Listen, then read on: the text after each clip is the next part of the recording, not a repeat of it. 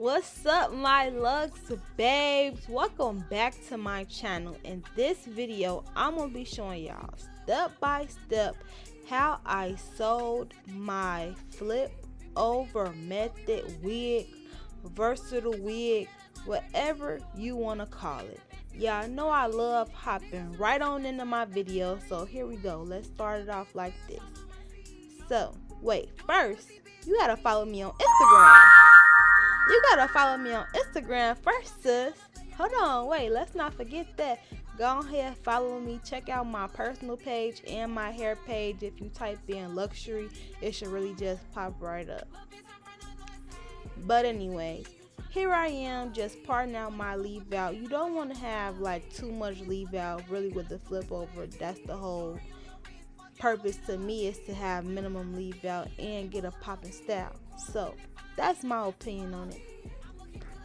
So as you can see, I'm just braiding my leave out down, and then I put my cap on. This is the men's dome cap, but I mean you can use a women's one or whatever, it's the same thing. I do prefer mesh over this one. It was pretty tight by the time I got done sewing. So first things first, you're gonna do these 3 key measurements when you're doing your wig. The first measurement is the circumference. The circumference is simply just around your head. This is the base that you want to have your mannequin head at too. So the second one is ear to ear. The third one is front to back, also known as front to nape. You want to get those key measurements because you want your wig to fit you right. Like, that's the whole point of even creating it or whatever. So that's just what you need to know if you're going to be making your wig. So here I am sewing down that excess cap just to make sure everything lays right. And y'all, I did want to show y'all more on how I actually measured the dome cap on top of the mannequin, but the clips just didn't work out in that way, and I kept starting over, and I made it fit exactly my head. Do not do that. Leave an inch somewhere.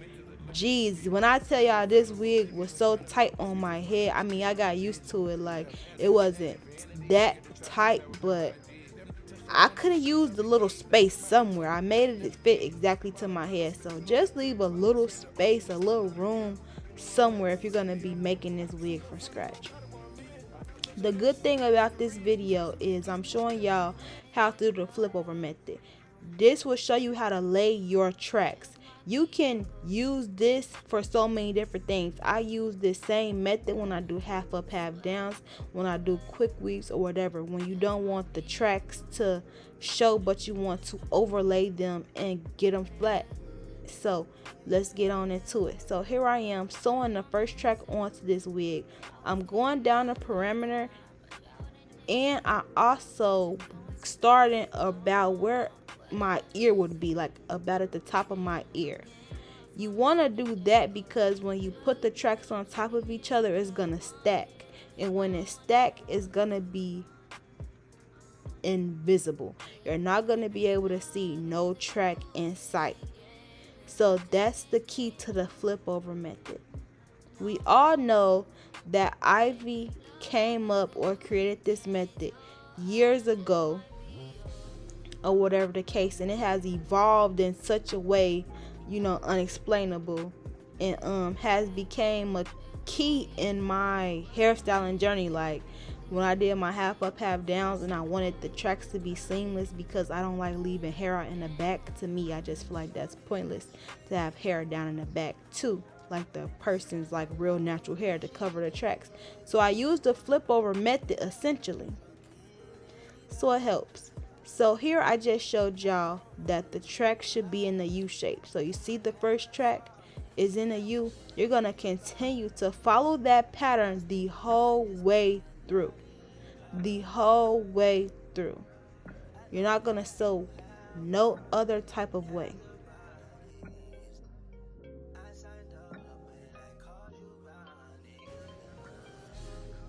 I'm gonna tell y'all the details on this hair. This hair is some Burmese curly hair.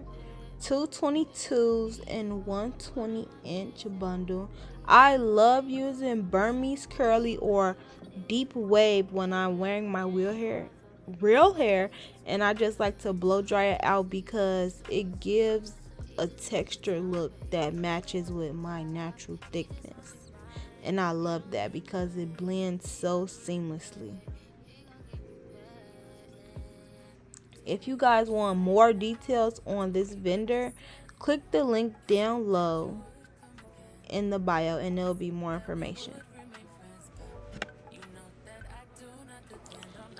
To me, the key to versatiles, flip overs, whatever you want to call them, is the foundation. That's why this video, I wanted to focus on the foundation of the sew-in or the way the tracks are laid. So that's why I did two parts, because if you don't lay the tracks right, the style is not gonna come out right. And when I looked on YouTube, I didn't see many videos of anyone really focusing on foundation besides Ivy.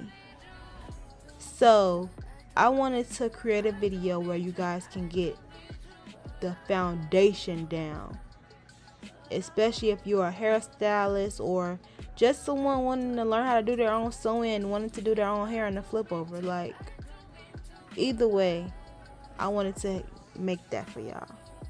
So here I am after putting in the first bundle, and I just really want y'all to focus on the edges right here.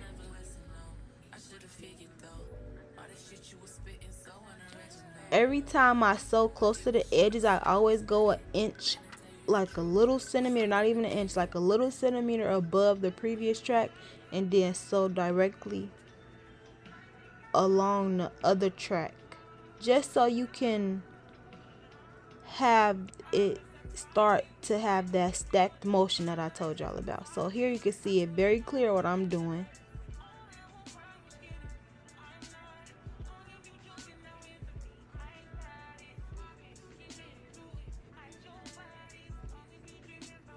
And then I just sew as normal.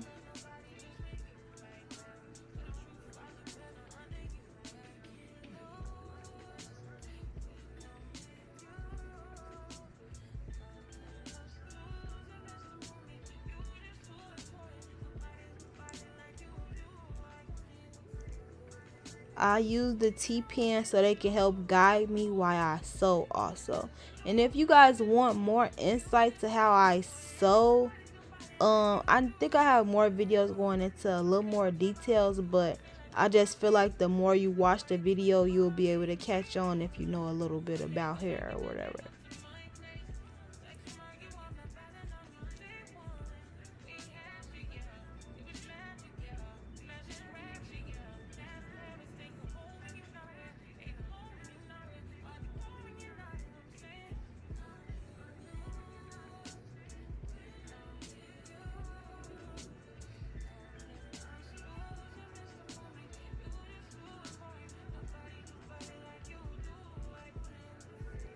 So here is the most important part of this video.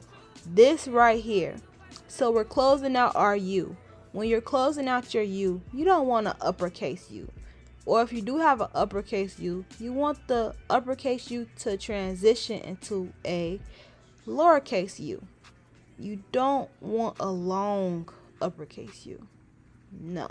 So this is how I'm going to show y'all how to close up this sew-in right now.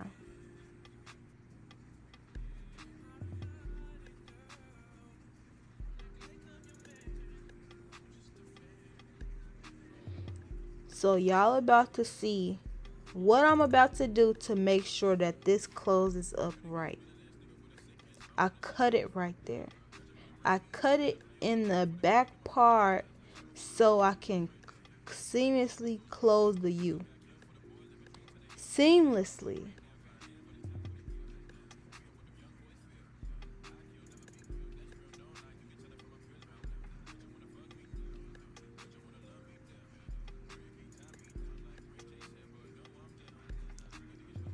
and I'm working more on closing it up. You want those tracks to be very close together, because when you flip it from side to side or whatever however you're gonna style it, you want those tracks to be close together so you don't have gaps and you're not trying to cover up tracks, like it'll be seamless. So you want those tracks to be close together. And this is what I mean by uppercase U. You're gonna see how long this is. Now somebody made a put like straight tracks all throughout this until you got to the top. Not me. You want to close this out still in the back, what I just showed y'all. You want to close it out even more and still going in that curved shape too.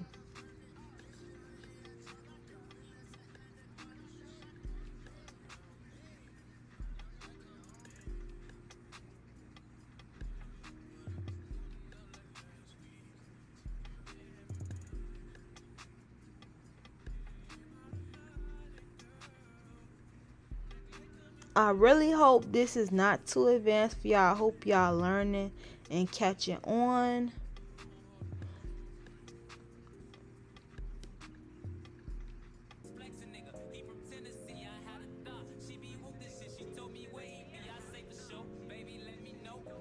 But this is a key right here. Like, watch closely. Watch very closely.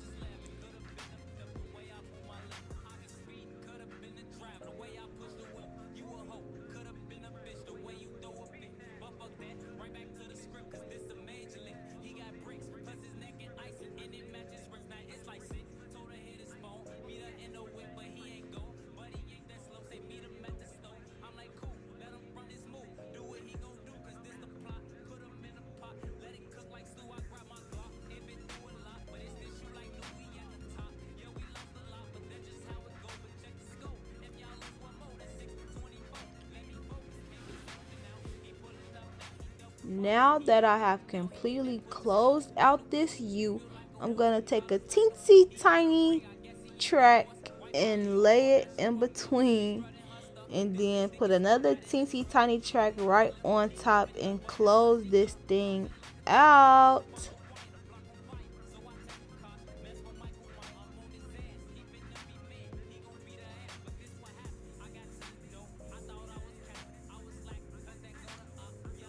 Boom. Now here you are. You got you a flip over method wig, girl. Okay. And look at them stitches, man. Do not play with me. Do not play with me. I've been doing sew-ins for over 10 years, y'all. Do not play. Look at how this wig look on me. Just imagine if I had my hair flat iron and just like, I could probably even wand curl it and it'll look super cute. But I'm not into the curly look or whatever. But I did.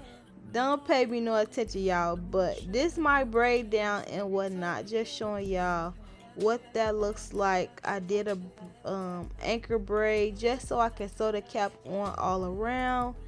And just showing y'all how that wig has absolutely no stretch at all. And just showing y'all again how seamless that looks. I sprayed my silkening mist and then I went along and started blow drying this wig out. As you can see, it blow dries really easily as long as it's detangled, and it was freshly washed, so no issues with that at all. Blow dries really easy.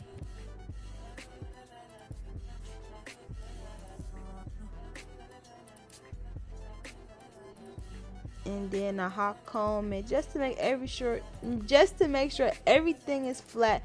And this was the final look once all blow dried. And then y'all go to part 2 to see more on how I styled this wig, more on how I did my baby hairs, more on how versatile this wig is, and to see what other styles I did with this wig. So go ahead and tune in to part 2, and I'll catch you there. Bye.